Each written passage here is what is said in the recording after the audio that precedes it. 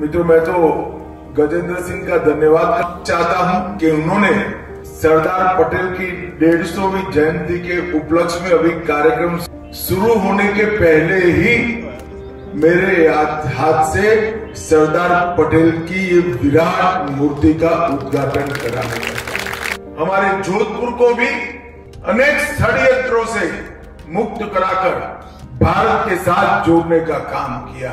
वो महान व्यक्ति के गुण, त्याग, बलिदान और उसकी कर्मठता, दूरदर्शिता का सुफल आज देश को चखने के लिए मिल रहा है।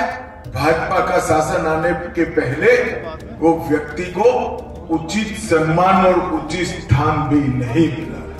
इतने साल हो गए, एक परिवार की भक्ति में रची बसी कांग्रेस पार्टी सरदार पटेल का एक स्मारक भी नहीं बना रही। नरेंद्र भाई ने केवड़िया कॉलोनी में दुनिया का सबसे ऊंचा स्टैच्यू ऑफ यूनिटी बनाकर सरदार पटेल को सम्मानित कर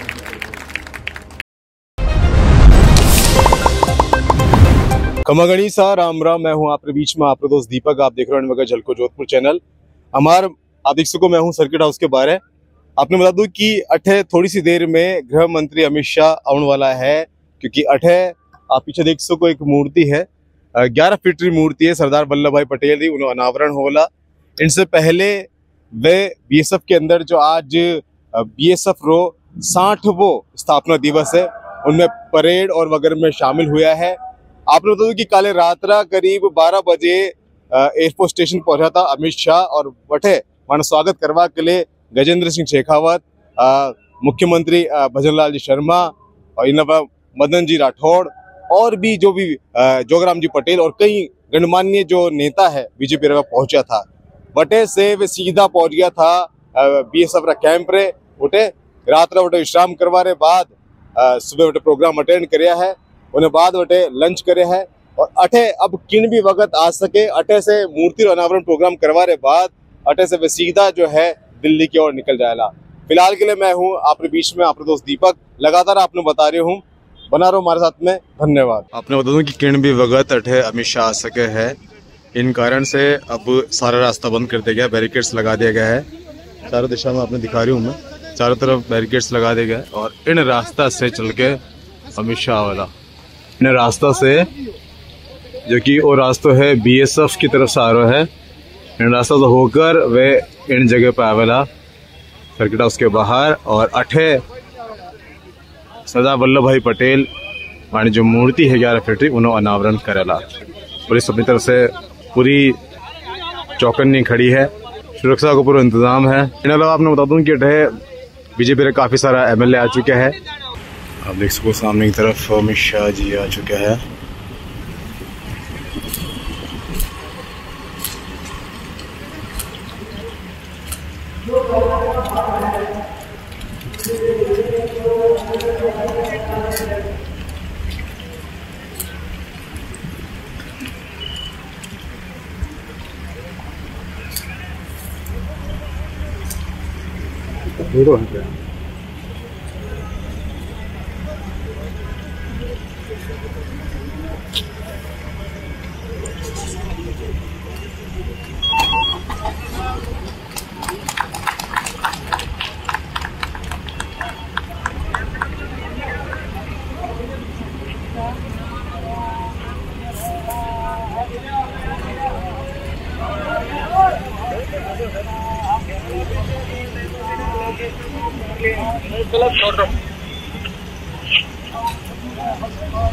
मैं जोधपुर की ये वीर भूमि को, जिस वीर भूमि पर महाराणा सांगा, महाराणा प्रताप, वीर दुर्गादास राठौड़, पृथ्वीराज चौहान, वीर पन्नाधाय, महारानी पद्मिनी, ऐसे कई लोगों ने, अनगिनत लोगों ने एक उच्चतम मानव जीवन के मूल्य और वीरता और बलिदान का इतिहास गढ़ने का काम किया है।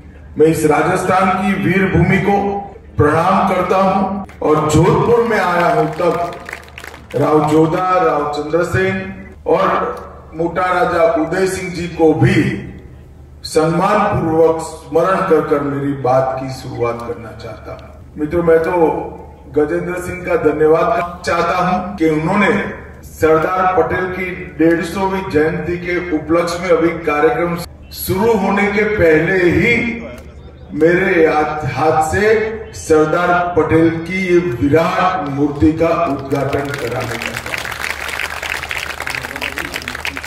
सरदार पटेल कदाचित इतिहास में एक ऐसा पृष्ठ है जिसके साथ न इतिहास ने न्याय किया न देश ने न्याय किया। वो महान व्यक्ति के गुण, त्याग, बलिदान और उसकी कर्मठता, दूरदर्शिता का सुफल आज देश को चखने के लिए मिल रहा है। भाजपा का शासन आने के पहले वो व्यक्ति को उचित सम्मान और उचित स्थान भी नहीं मिला। इतने साल हो गए, एक परिवार की भक्ति में रची बसी कांग्रेस पार्टी सरदार पटेल का एक स्मारक भी नहीं बना रही। नरेंद्र भाई ने केवड़िया कॉलोनी में दुनिया का सबसे ऊंचा स्टैच्यू ऑफ यूनिटी बनाकर सरदार पटेल को सम्मानित कर दिया। सरदार साहब उनके योगदान को, उनके गुणों को भारत कभी नहीं भूला।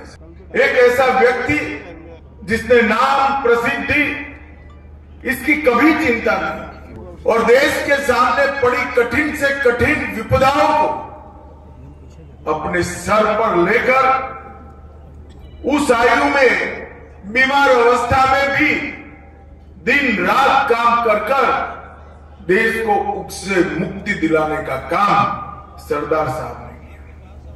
सरदार साहब न होते तो 556 से ज्यादा रियासतें एक होकर आज जो भारत का नक्शा दिखता है वो कभी नहीं दिखता। वो सरदार साहब का ही योगदान है कि आज हम भारतीय संघ के रूप में खड़े हैं। गुजरात और राजस्थान की कई रियासतें हमारे जोधपुर को भी अनेक षड्यंत्रों से मुक्त कराकर भारत के साथ जोड़ने का काम किया। और आज मैं आयोजकों को जरूर साधुवाद देना चाहूंगा कि इन्होंने जोधपुर सर्किट हाउस के प्रांगण में सालों सालों तक प्रेरणा दे सके ऐसी सरदार साहब की उत्तुंग प्रतिमा का यहां पर आज उद्घाटन किया है, उसको स्थापित किया है। 1100 किलोग्राम की ये प्रतिमा कई धातुओं से मिश्रित होकर बनी है, 11 फुट ऊंची है और 8 फुट ऊंचे स्थान पर उसको लगाया गया है। इसकी हाइट भले 11 फुट हो, इसकी सुगंध युगों युगों तक पहुंचेगी, इसका मुझे पूरा भरोसा।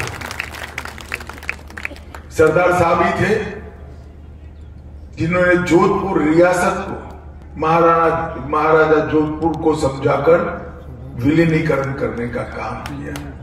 वो ही थे जिन्होंने जोधपुर एयरबेस को एक स्ट्रेटेजिक एयरबेस बनाने का काम किया और वो ही थे जिन्होंने पाकिस्तान की इस और की सीमा से वो एयरबेस बनाकर हमेशा के लिए भारत को सुरक्षित करने का काम किया। जब भारत की स्वाधीनता पर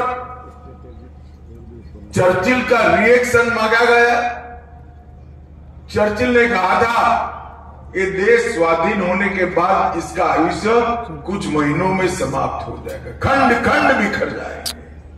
चर्चिल भी बोले थे और सरदार साहब ने कर दिखाया। चर्चिल आज झूठे साबित हुए, इनकी भविष्यवाणी गलत साबित हुई।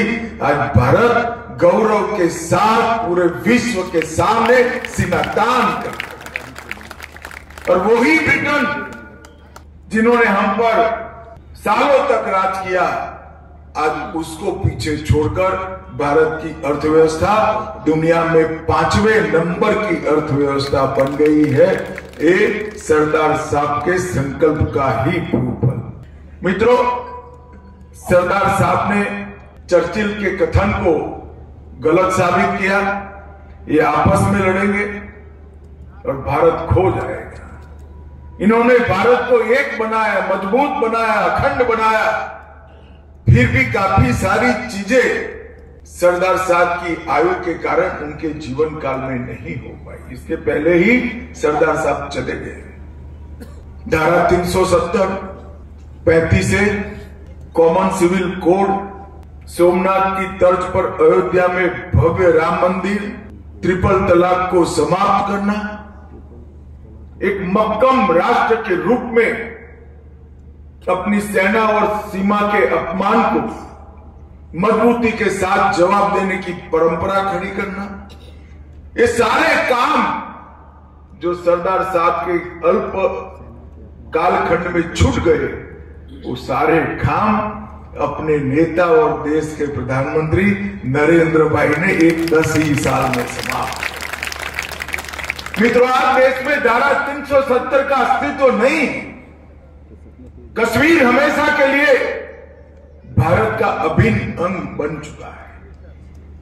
जिस मुद्दे पर जवाहरलाल जी से इनका गहरा मतभेद रहा कि इस देश में कॉमन सिविल कोड होना चाहिए, इसकी जगह जवाहरलाल जी मुस्लिम पर्सनल लॉ और हिंदू कोड बिल लेकर आए।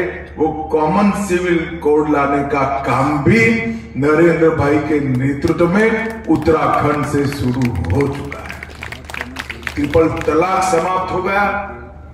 सरदार साहब ने सोमनाथ के समुद्र के जल को हाथ में लेकर एक संकल्प किया था, हमारे अपमानित तीर्थ स्थानों का जीर्णोद्धार होगा, पुनर्स्थापना होगी। सोमनाथ तो बन गया, मगर कांग्रेस की विकृत नीतियों के कारण 75 साल तक अयोध्या में श्री राम मंदिर नहीं बना। वो भी नरेंद्र मोदी के शासन के अंदर राम मंदिर बना। सालों तक हर रोज आतंकवादी अंदर घुसते थे, पाकिस्तान से बम धमाके करते थे, हमले करते थे, गोलियों से हमारे नागरिकों को भून देते थे और कोई जवाब नहीं। मोदी जी प्रधानमंत्री बने 2015 के अंदर। मोदी जी ने सेनाओं को सुव्यवस्थित करने का काम किया, एक मजबूत रक्षा नीति बनाई, और जब उरी और पुलवामा में हमला किया, 10 ही दिन में सर्जिकल स्ट्राइक और एयर स्ट्राइक कर पाकिस्तान के घर में घुसकर आतंकवादियों का सफाया करने का काम नरेंद्र मोदी। उस वक्त सरदार साहब तो नहीं थे, मगर मुझे मालूम है कि इनकी आत्मा जहां पर भी होगी अत्यंत प्रसन्न होगी कि आज जो उनके अधूरे रह गए थे वो सारे संकल्प नरेंद्र मोदी जी के नेतृत्व में पूरे हो गए। सरदार पटेल की 150वीं जयंती के रूप में मनाने का तय किया, और ये 2 वर्ष मोदी जी का यह निर्णय महान भारत की रचना का नींव डालने का काम करने वाला है। मोदी जी ने हमारे सामने एक लक्ष्य रखा, एक संकल्प रखा। 140 करोड़ भारतीयों ने इस संकल्प को स्वीकार किया कि जब 2047 में आजाद भारत की शताब्दी मनाई जाएगी, उस वक्त हमारा भारत हर क्षेत्र में संसार में नंबर 1 पर होगा। एक सुरक्षित, शिक्षित और संस्कृत राष्ट्र के रूप में इसकी पहचान। यही तो स्वप्न था हमारे आजादी के सेनानियों का, और वो स्वप्न को साकार करने का कल्पना भी करने में 75 साल लग गए। मुझे विश्वास है कि अमृतकाल हमें हमारे गंतव्य स्थान पर जरूर ले जाएगा। और आज जो सरदार पटेल का एक सुंदर मूर्ति यहाँ पर लगाया गया है, 11 फुट ऊंची और 1100 किलो वजन वाली ये मूर्ति निश्चित रूप से क्षेत्र के युवाओं को सरदार साहब के सिद्धांतों की याद भी दिलाएगी और प्रेरणा भी देगी। मैं अतः सभी आयोजकों को पुनः खूब खूब बधाई और अभिनंदन देकर मेरी बात को समाप्त करता हूँ। भारत माता की जय, वंदे मातरम।